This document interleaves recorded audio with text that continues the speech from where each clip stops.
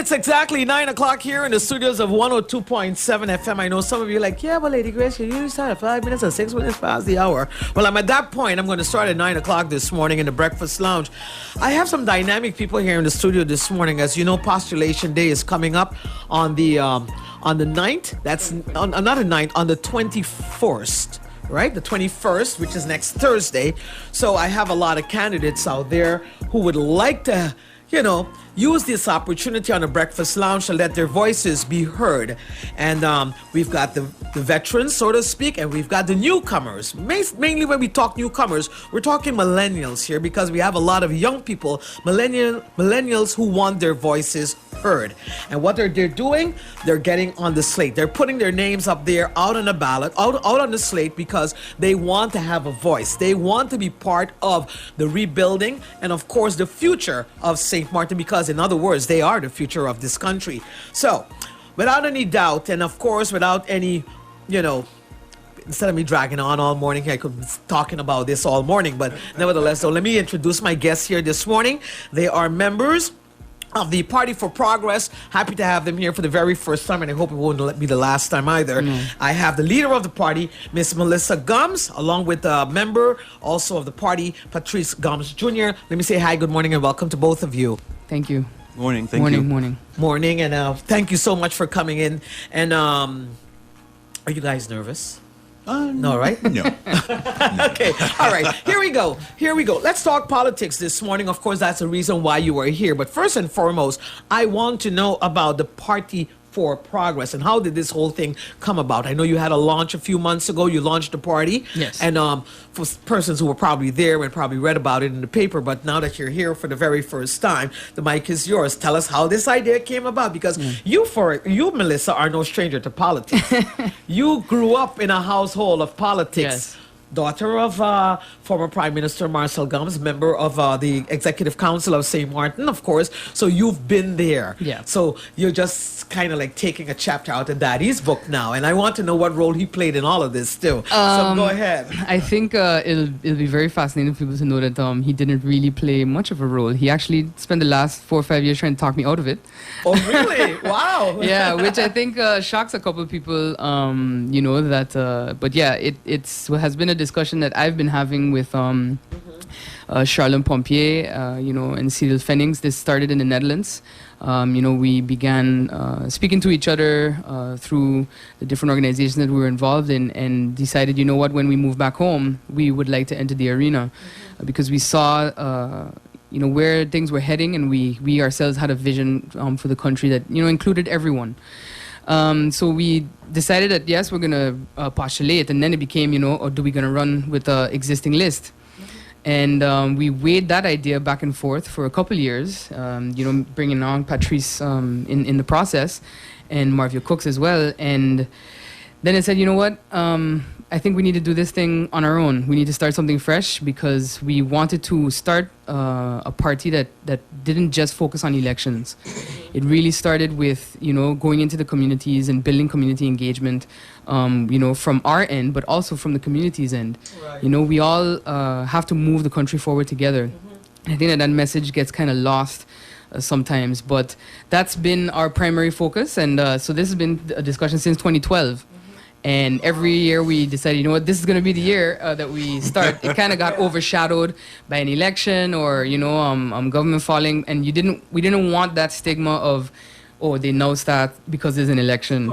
Unfortunately, our timing was still kind of hampered. And it still happened, we did not anticipate it at all, actually. And, we said we're going to launch and then here we are. All right. But Patrice, Patrice, you have quite some experience in government, though, because you have worked with the Central Voting Bureau. You also worked as a former foreign cabinet. You worked in the Cabinet of Foreign Affairs also.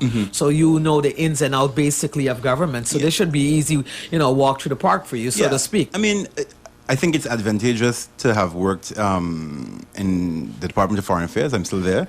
And one of the things that you realize working in foreign affairs is that you do have a bird's eye view of a lot of what goes on in government. In your role in foreign affairs, you're supposed to basically take all of government's interests and pull forward to the, to the world. And one of the things that I've noticed is that a lot of things that we can't do or do is always influenced by politics, and sometimes there's a lot of positive things that don't get fulfilled because of particular interests or because we just can't come to a consensus as a people on what we want to do. And I think for me, seeing those things, you really understand that, you know, sometimes we don't look at the bigger picture or the people-centric focus of what things should be. It's always about sometimes me, and that needs something we need to address and have changed. Yeah. Melissa, you mentioned that you were considering probably running on it with an existing list. If that was the case, which list would you have ran with? Oh, well, I'm not sure actually. No, we were weighing some options, but Right. you know, in the end, the decision was, you know, this has to be something new and something fresh. And I think also for people in general to have something that, you know, is not attached to a political history. Right. You know, we all made this decision consciously to set out on this journey, and we want the people to come along with us on that. So did you ask your father why he didn't want you to get into this political arena to get in the race? Yes, I did. I think the climate, you know, one of the things that he very often said towards the ending of his official political career then was that it was no longer about what he started it out for. So it was no longer to him, you know, about the people. It wasn't no longer about the country, and he you know, I think that kind of hit many older heads, I think, pretty hard when they really look back and reflect and see, you know, how things have been going. But he also felt that the climate in general has been pretty volatile, and it has been. We've been running into that. People have literally told us good luck, as if we're off to war. Wow, really? As if we're off to war. But I think it has become quite volatile. You know, we don't really address one another with respect. That's true. You know, on the floor of Parliament and in government in general, on the street. You know, so I think also people are a little weary of that. Right. You know, there is such a thing as political fatigue, and I think that the people are feeling it. So it's, you know, they need to bring some maturity back to what has always been called the noble profession of politics. Right, but people have a tendency of going with who they know and what they know. So how are you going to convince them? Hey, listen, we are the best choice that you have right now to bring change, bring about a change here. Yeah, I think for us, one of the things is that we, from our manifesto's point of view and our sort of party mission point of view, is that it's a difference of looking at small steps to fixing a major problem. A lot of what you hear when parties go into campaigning is a lot of big abstract promises. Oh, we're going to address this, and then they don't actually spell out how step by step they're going to look at addressing smaller issues and a bigger problem. Because we, you know, as a party, we always said, you know, if you don't address the smaller things first, the big things will never happen. And for us, it's looking at the fact that we do have a very educated background, which means that for us, you know, we're looking at things, we're coming in with fresh ideas, new takes on everything. And it's not necessarily a list of people who are just popular. It's people who, you know, we have put aside our own personal lives. We're looking at this, coming in with no agendas. We're pretty much trying to just set a new course in how we plan to do everything and address the issues. And the people now that you have selected have chosen to be part of this team. All right. How did you go about that? You were very selective, I imagine, very careful as to who you wanted to be part of this team. Part of why it even it came to the point from 2012 until now is because we wanted to make sure that whoever did come aboard aligned with the vision, and, you know, was in agreement with what, you know, we all saw as the best for St. Maarten. And to do that, we outlined 7 principles that kind of focus on where we want to see the country go as an investment hub, as an educational, you know, powerhouse, to, you know, improve the education level of everyone, you know, from in the classroom and outside of it, to take care of the social aspects of the country. And that has been like a guideline, and it kind of makes the conversation, it can either go very long or it can go very short. Right. And, you know, very discouraging to us is that we've encountered people that have said, well, if I join y'all and support you, you know, what do I get out of it? Yeah. And that for us, the conversation stops. Exactly. Because it's really not about that. And, none of us have come in here with that in mind. It's really been about, having one plan and one vision and one goal and aligning with that goal. Because I think, we have yet to see like a true party in terms of their principles and in terms of their vision. You can have, you have several candidates that believe one thing and several candidates that believe another, and everyone is moving in a different direction. But that, ships don't work like that. How do you intend to change the mindset, though, of like, from the people who, again, want something for a vote? How do you change that mindset? Because it's sort of like, it's not, I wouldn't use the word a drug, but a lot of people already look forward to elections every time. You have you have the gimme crowd out there that what you got for me for my vote. How do you plan on changing that? And how do you want, when you approach that, how are you going to go about that though? I think it's a long process. What we are talking about, and I think what many people who say that needs to change are talking about is a cultural shift, an actual mind shift in the people. And you have those indeed who are part of the gimme crowd, because that's I guess what they want to be a part of. But you also have those who in an essence have been preyed on because they're maybe at a disadvantage, status-wise, socioeconomic status-wise. Yeah, and for them, you really have to focus on informing them that if you elect people that focus on improving your overall quality of life, which is actually the title of our manifesto, improving quality of life for everyone on St. Maarten. Once you do that, the need for the taking kind of evaporates. Right. And you mentioned also, I heard Patrice mention manifesto. Yeah. You will be releasing your manifesto when? On Postulation Day. On Postulation Yes. Day. A lot of parties actually present a manifesto, and it's just sort of like, this is who we are. But people, how many times you wonder if people actually read a manifesto? Because a lot of promises are made in that manifesto. It's sort of like the Bible of the party, and then you don't really a lot of them don't even live up to half of what they actually put in that manifesto. So how then, as a new party, because it's always so nice to hear all the promises being made, but how can people actually what is it about you that will gravitate people towards this party for them to see that you are different? Well, I know we don't make any promises. Yeah. Okay. I think that's the most important thing. Right, because, exactly. And at the end of the day, a promise is a comfort to a fool. There you go. But we are not trying to fool anyone, and so we make no promises. The manifesto has been something that we've been working on ourselves. We were fascinated to learn that some have paid consultancies to write their manifestos for them. It's not 100 pages. I can also guarantee you of that, so you would be able to read it and digest it. Because we wanted it to be realistic goals for the country. Not grandiose gestures and promises, but more just, as Patrice said, small steps, to address big problems.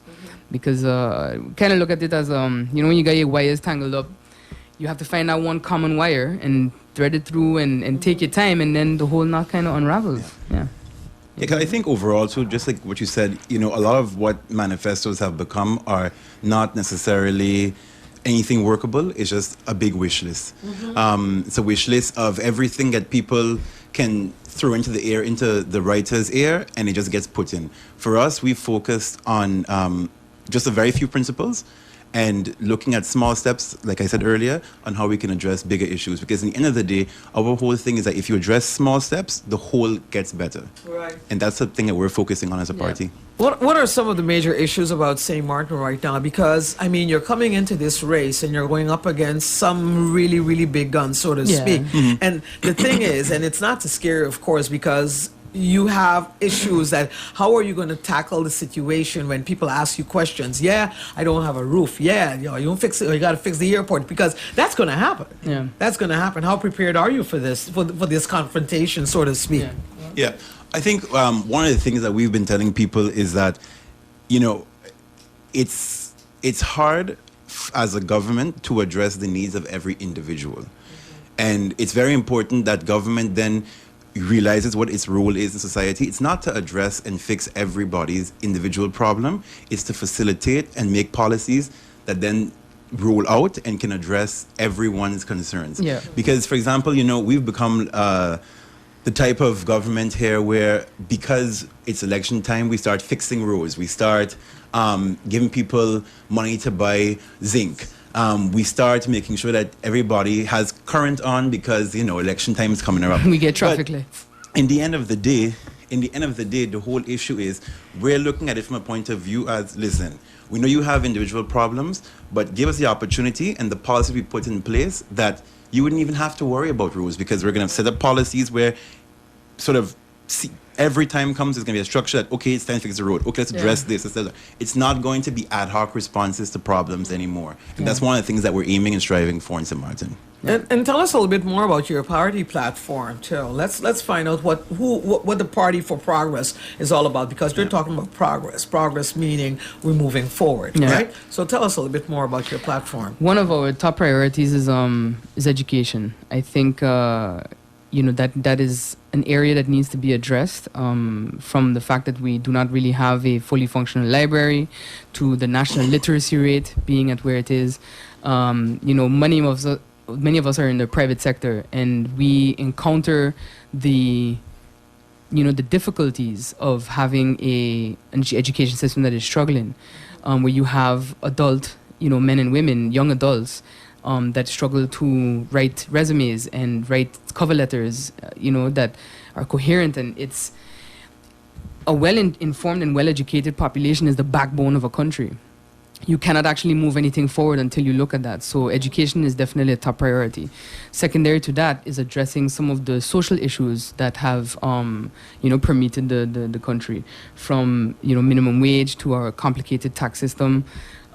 These are two of the top things that we can tell you that, we will focus on as a party, in or out of government, because I think, the perception is you have to be in there to get things done, but actually, you can do a lot from the outside. You can do a lot from the opposition bench.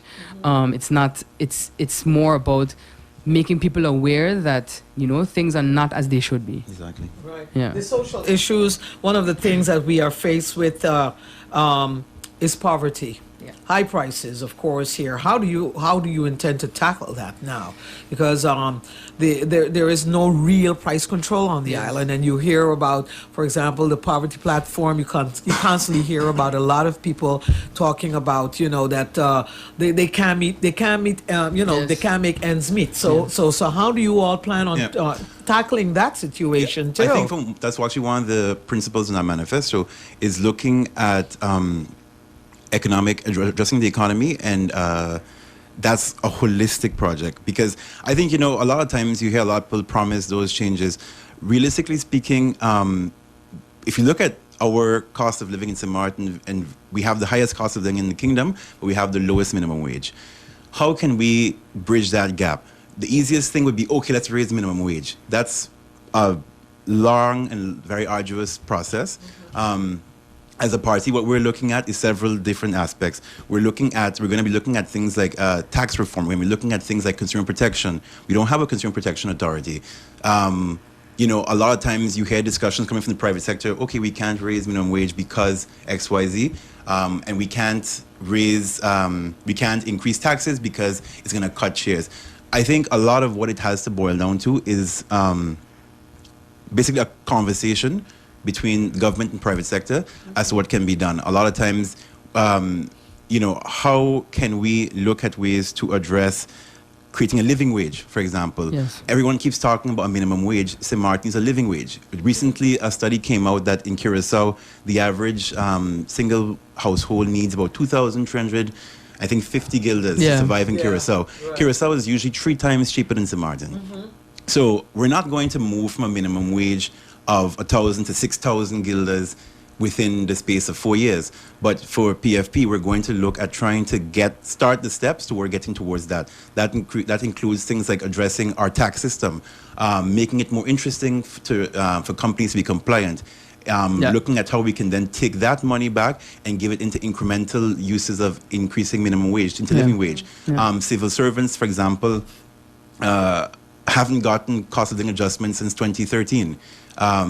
But, you know, the cost of living has gone up. Yeah. So we're living in a time where we're getting paid for, and we're not adding, it's not adding up. Yeah. So And- just and I- small, yeah. so small steps towards. And you can't play this. catch up either. No, so No. I mean, you can, but incrementally. And it Incrementally. needs to Right, make sense. right. It cannot be an overnight thing. And Yeah. I think one of the biggest issues we have, even when it comes to price control, is possibly a lack of capacity, a lack of compliance, and a lack of, I think, political will.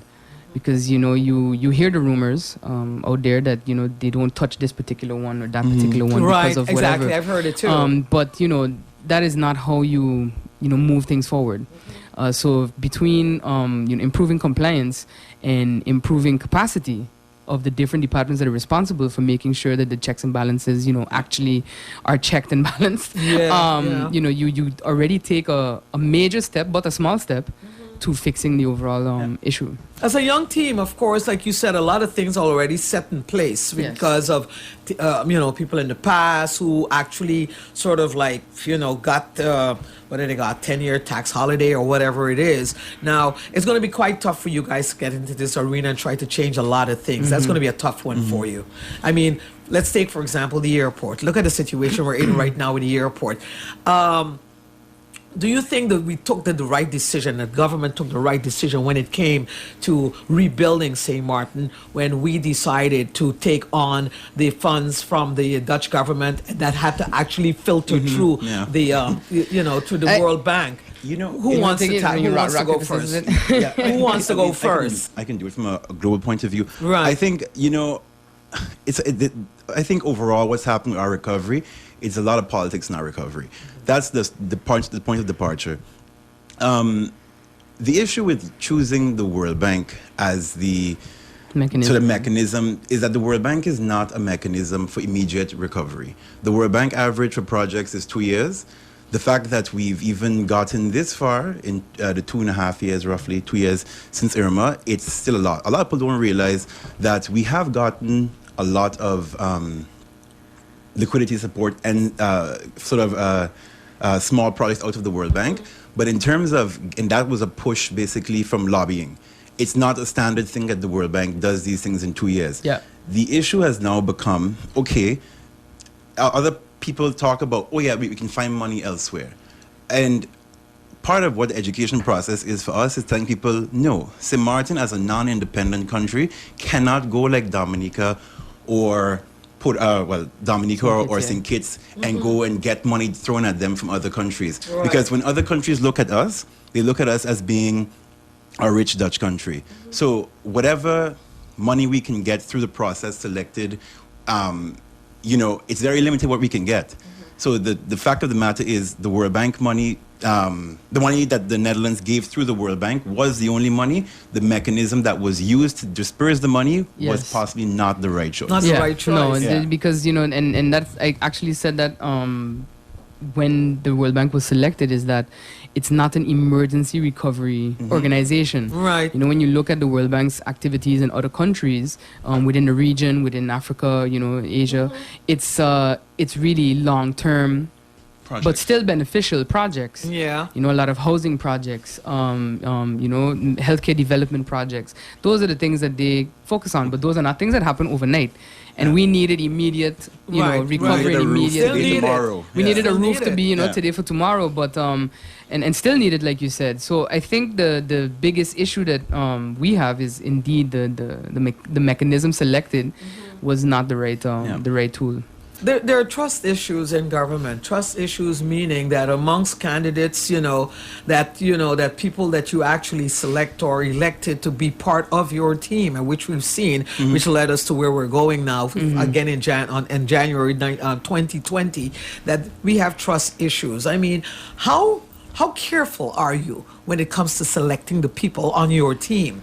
Because today, do they have to sign a contract? Well, You know, I think some parties have tried to do that in the past, but you know that is not something that is legally binding. You cannot right. bind someone to a political party. What you can do is not put people on your slate that are simply there, you know, get you numbers, basically. You have to put people that, maybe you sacrifice 10 to 20 votes with them, but at the end of the day, you know that you all share the same vision and you all share the same goal and the same principles. It cannot, like I said, it cannot be that we are here on a slate and we're looking to address, poverty, but in the background you have a couple of people that are trying to, do as much as they can to fleece government and people. Right. So it's I think that's an issue of character, and you really need to be a good judge of that and focus on that. Yeah. And you can't legislate that. You can't legislate character. It's something I've said a few times now since the launch, and it's truth. At the end of the day, people will be what they are, and you have to be able to see through to what their character is. And they very often tell you who they are in the very first moments of meeting them. Right. Integrity. Yeah. That's what it is. And again, back to what Melissa said earlier, is that, we use our guiding principles of our party and we test those against the people we interview. So, unfortunately, there's been a lot more no's than yeses, and there's a lot of people who, they've come on board, we spotted it, and we said, okay, thanks. Some people have come on board, they've been excellent, but don't want to run, and they've gone to support, or they've gone as background in the, the party machinery. Right. But overall, we have been very strict, because you don't want a situation where people are pulled in because they're popular, and then they basically hijack your party and twist the narrative, or they want to change things because they're getting votes. You have to come in wanting to be a part of what we're doing. Do you feel, do you agree that if, for example, if a candidate decides that he or she no longer wants to be part of the team, so to speak, that got him or her into office, and decides, hey, I'm stepping out of this, do you agree that he or she should leave that seat with the party, that with whom he or she was elected? I think one of the Because things... you hear that very often, too. Yeah. People don't like the fact that you're taking the seat and you're going with it. Yeah, I think for us, one of the things is, in our system, how it works is that as a parliamentarian, you have the freedom to move. I think one of the problems is that we have, ship jumping has been a common part of our nine governments, why they fell. Ship jumping is because people use ship jumping for their own agenda. It's never been based on any serious party, substantial discord.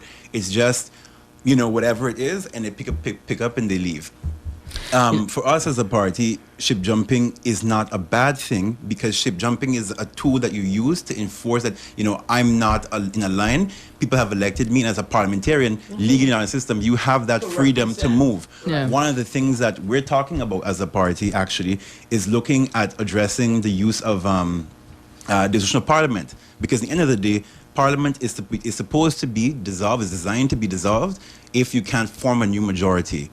Somehow along the lines in our constitution, that's been taken away and given to the ministers. So it's a tit for tat now that, okay, you fire me, I fire you. And that's not what it's supposed to be. If majority is lost, fine, there's a new majority, it should be allowed to come in.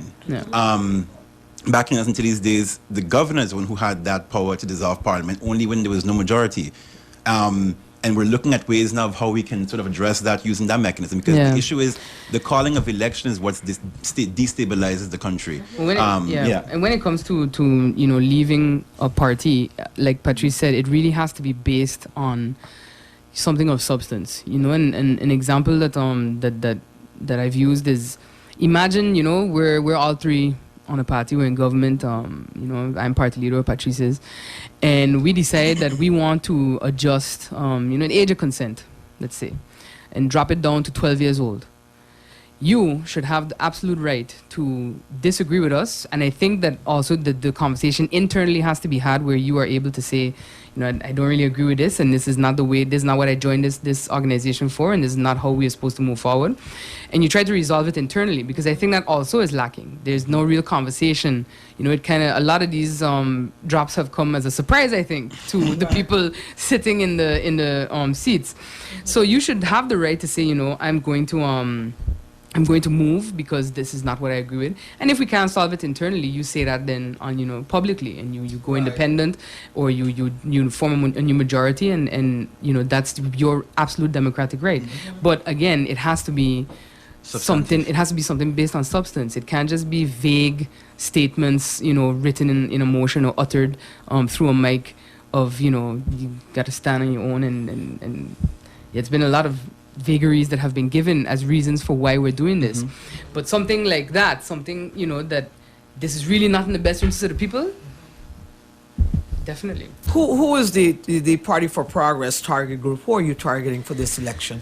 I think for us, people have asked that question, and they always assume that we're going to target all the young people. No, I mean, for us, that's maybe arguably could be said to be our base, but you have to appeal to everybody in society, because for us, it's about inclusiveness. Right. Yeah. And if you start isolating groups of people, that completely goes against what we believe in. Our thing is it's improving quality for all in St. Maarten, and that's everybody from St. Maarten.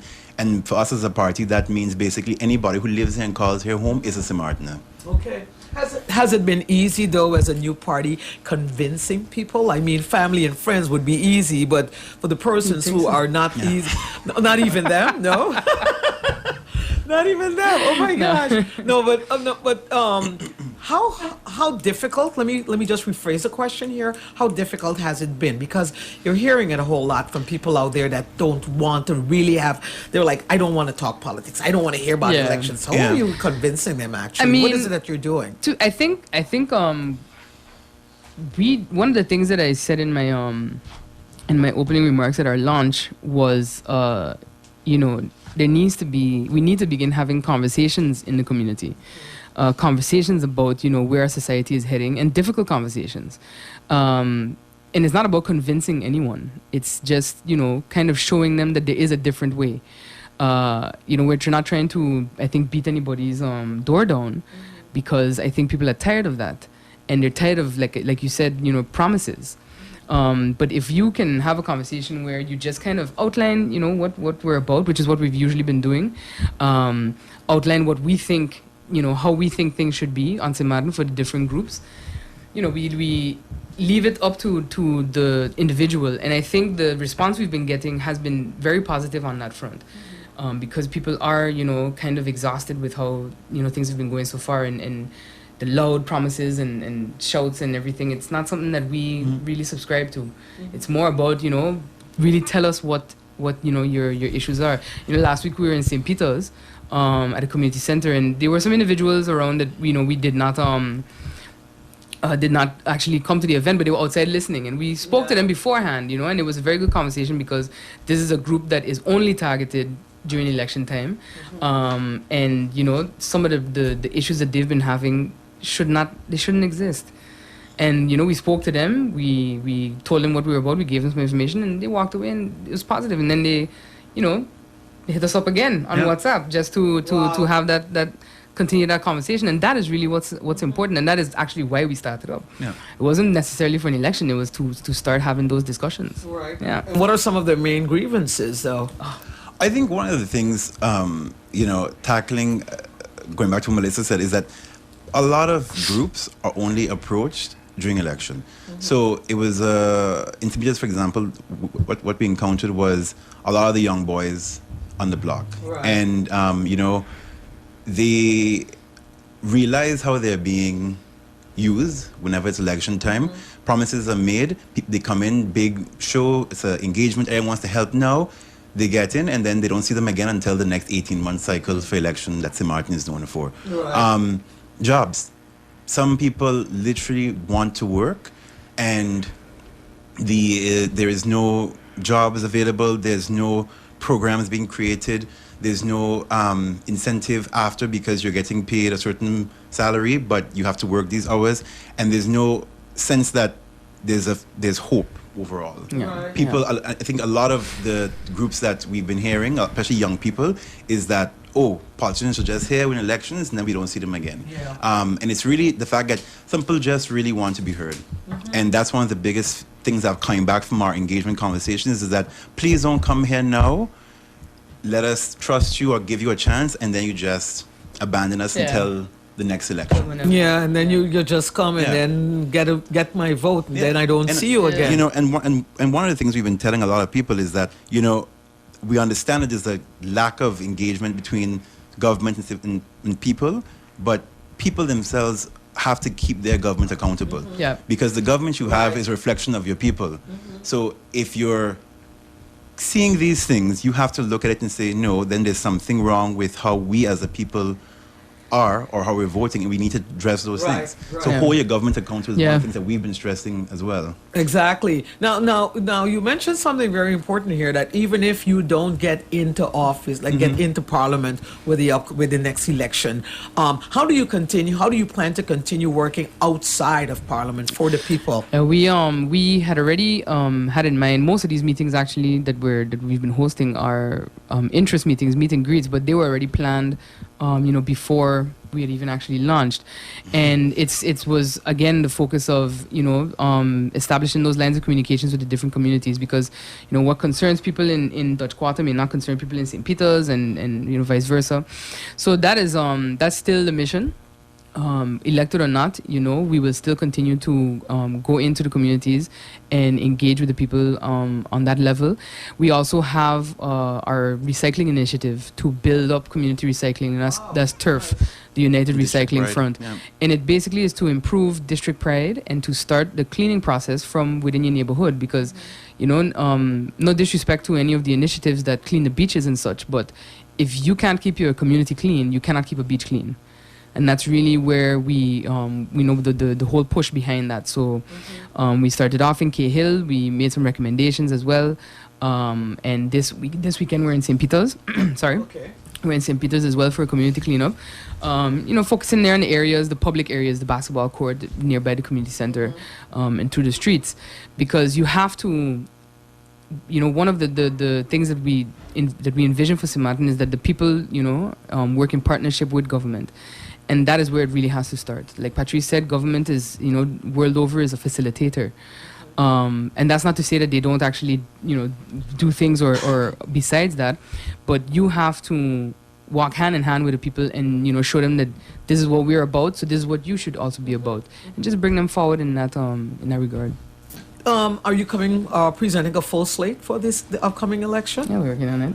Still working on it? Numbers. Again, it goes back to the fact that for us, filling a slate usually means filling a thing just for the sake of filling optics. Sometimes, one or two great people can do better than 23. Not to say that we have one or two people, but or 23. But it's more about quality for us than the numbers. Yeah. Really and truly. Yeah.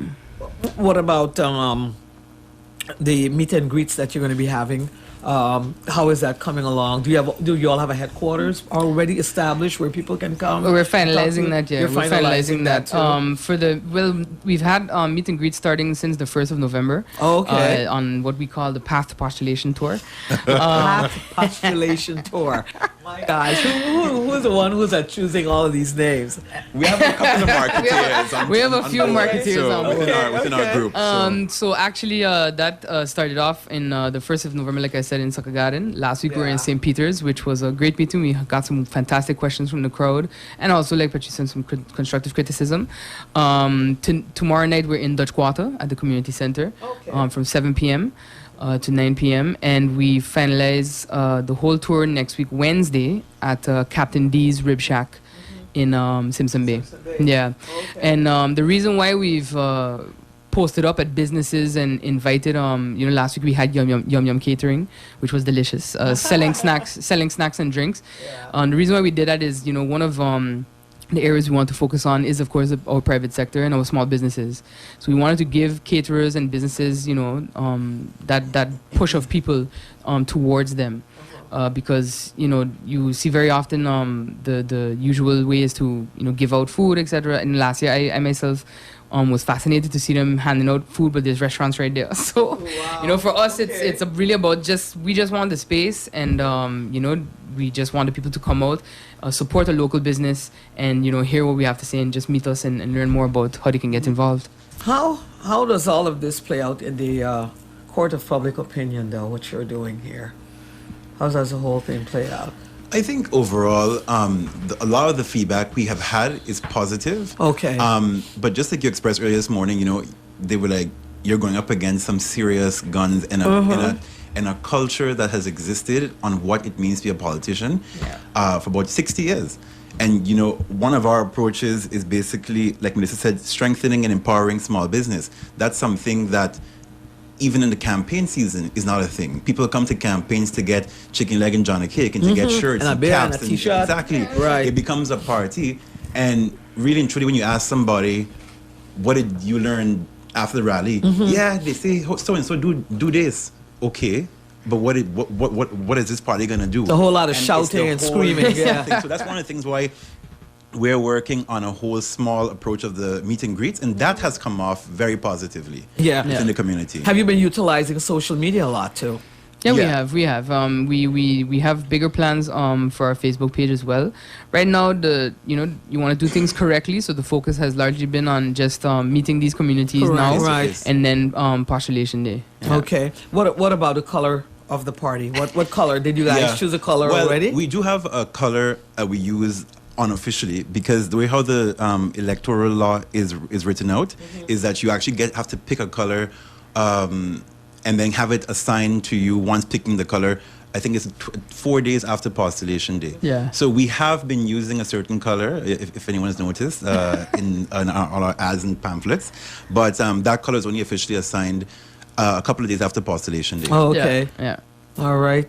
Now, before I let you guys go, anything else you'd like to say to the voters out there? The next meeting, like you said, is tomorrow. Yes. In Dutch Quarter. In Dutch Quarter at the Dutch Quarter Community Community Center. That's Yes. at 7 p.m. Yes. And then how can they continue to follow you leading up to postulation They day? can follow us on Facebook, Party for Progress in Maarten. We will also be setting up a WhatsApp number specifically for the parties if people want to reach out directly, because a lot of people don't want to ask questions at a meeting in front of people or so, but we are not opposed to meeting someone privately and one-on-one and just explaining or answering their questions then. So yeah, and then the website as well will be launched on postulation day. Okay. All right, you gotta try. Go ahead, Patrice. Yeah, and I just think one thing too, in terms of sort of a message, is that you've been hearing a lot of times in the community, people are hungry for to want change. The Party for Progress is something very brand new. We're coming with a manifesto which is simple, straightforward, and on November 21st, St. Maarten, you have the first opportunity to endorse us by coming out on Signature Day. Yeah, on the 22nd. Sorry, correct. That's So the Signature Signature Day happens at the government building from 9 to 4 p.m. You can come out. It's any eligible voter has to bring an ID or a passport, I believe, and you just endorse a party. And with that, then they are allowed to go forward into the election. Yeah. So we're calling on everybody, just come out. We've been following us along this whole month-long track. And give us a chance. Give us a chance to make some serious and concerted efforts to change St. Maarten. What is the feedback like so far? For postulation day? Or I mean, for the Party for Progress, the feedback. You've been out there, you're out there talking to people. What's the feedback like? I think it's been overall positive. Yeah. I think just some of the things is that we need to basically make sure that we keep coming back. Yeah. People's concern has always been, don't come now and never come then again. Don't come And then don't see again. Election day. Yeah, right. With the same Whenever- story or the same chicken leg or t-shirt Right. jokes. People are over it. Right, and we're over constantly going to the polls all the time, every other 6 to 13, 14 months. 18 months. That's the standard 18 now months, for St. Maarten government. Yeah, Yeah. you got to make a change. Yeah, Got to yeah. change that. Anyhow, I want to thank you both for coming in. This was awesome. It Thank you was for nice having us. having you here. Thank you for We look having forward to us. having you back again after postulation, Yes. leading up to election road day. to election Definitely. tomorrow, Leader of the Party for Progress, Miss Melissa Gumbs, along with her, a member of the party, Mr. Patrice Gumbs Jr., and here with me this morning, representing again the Party for Progress, and of course you'll be seeing them in your district pretty soon. Dutch Quarter, they'll be in your neck of the woods tomorrow night between 7 and 8 o'clock at the Dutch Quarter Community Center, so look out for them. Some young dynamic people, of course, they got a message and they want to share it with you, so give